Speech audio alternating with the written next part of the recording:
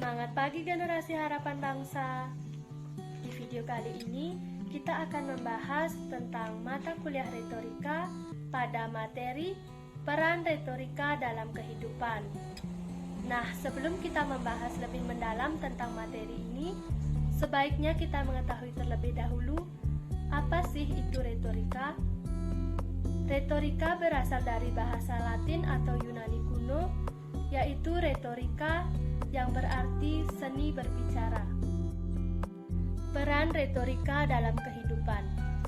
Kegiatan berbicara tidak dapat dipisahkan dengan kehidupan manusia. Dapat dikatakan bahwa retorika sangat berperan penting dalam berbagai bidang kehidupan manusia, seperti dalam bidang politik, ekonomi, seni, pendidikan, dan lain-lain. Nah, agar materi ini lebih jelas, saya akan menjelaskan satu persatu mulai dari penggunaan retorika dalam bidang politik, penggunaan retorika dalam bidang ekonomi, penggunaan retorika dalam bidang seni, penggunaan retorika dalam bidang tulisan, dan yang terakhir, penggunaan retorika dalam bidang pendidikan. Untuk itu, saya akan menjelaskan materi ini lebih mendalam. Yang pertama, penggunaan retorika dalam bidang politik. Bidang politik adalah bidang yang pertama-tama memanfaatkan retorika secara terencana. Bahkan kehadiran retorika itu sendiri justru karena didorong oleh kebutuhan politik. Politik memanfaatkan retorika untuk mempengaruhi rakyat dengan gaya bahasa, ulasan-ulasan, dan gaya bertutur yang meyakinkan dan mencekam perhatian. Propaganda itu kadang-kadang bisa mengubah pendirian rakyat, kadang-kadang tidak. Ini bergantung pada tingkat pendidikan dan kecerdasan rakyat yang ingin dipengaruhi. Bukti-bukti pemanfaatan retorika di dalam bidang politik adalah propaganda-propaganda politik, kampanye menjelang pemilu dalam negara yang menganut pemerintahan demokrasi. Yang kedua ada penggunaan retorika dalam bidang ekonomi. Bidang ekonomi pun menggunakan retorika. Salah satu contohnya, para pengusahawan yang memanfaatkan retorika untuk mempromosikan barang produksinya. Dalam bidang ini juga retorika digunakan secara luas untuk iklan. Para perancang iklan menampilkan pembicaraannya dengan memanfaatkan hal-hal yang menjadi harapan atau idaman halayak.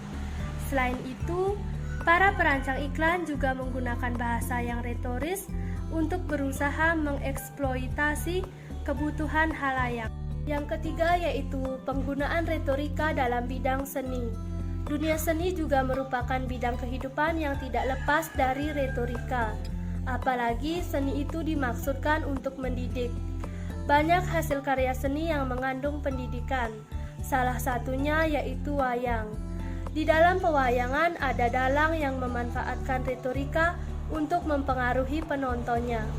Dalam pewayangan terdapat tokoh-tokoh yang baik dan yang buruk sebagai pesona yang dipakai dalang untuk menampilkan kata-kata bijak yang memukau untuk mempengaruhi penontonnya.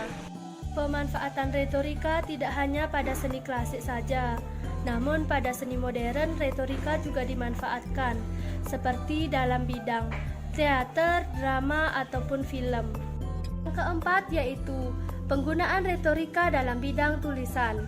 Para wartawan atau reporter adalah orang-orang yang terlibat dalam penggunaan retorika. Pada saat mereka akan menulis kolom, tajuk, rubrik, ataupun berita, mereka memerlukan kemampuan menggunakan retorika. Intinya adalah bagaimana mereka dapat memersuasi atau menarik perhatian pembacanya.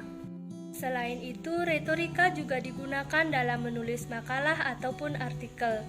Para penulis akan melakukan langkah-langkah dalam retorika seperti menemukan topik, melakukan riset pada topik, kemudian menyusunnya dalam tulisan yang baik dan menarik. Terakhir yang kelima yaitu penggunaan retorika dalam bidang pendidikan. Secara umum, pendidikan diartikan sebagai cara memberikan pengetahuan yang sistematis kepada anak didik untuk pengembangan dirinya dengan memberi pengetahuan, keterampilan, dan nilai-nilai yang sesuai kebutuhan hidupnya. Untuk dapat mewujudkan tujuan tersebut, maka para pendidik perlu membuat perencanaan, menyiapkan materi, menata unit-unit materi, menentukan sarana, menetapkan metode, dan melaksanakan kegiatan pengajaran. Hal ini dilakukan agar bimbingan atau pendidikan yang telah diberikan dapat memotivasi, menarik minat, dan memersuasi anak didik kita untuk belajar dalam melakukan kegiatan. Seperti inilah para pendidik terlibat dalam penggunaan retorika. Sekian penjelasan dari materi ini. Saya memohon maaf apabila dalam penyampaian tadi terdapat kesalahan kata ataupun kalimat. Semoga materi ini dapat bermanfaat untuk kita semua. Sekian dan terima kasih.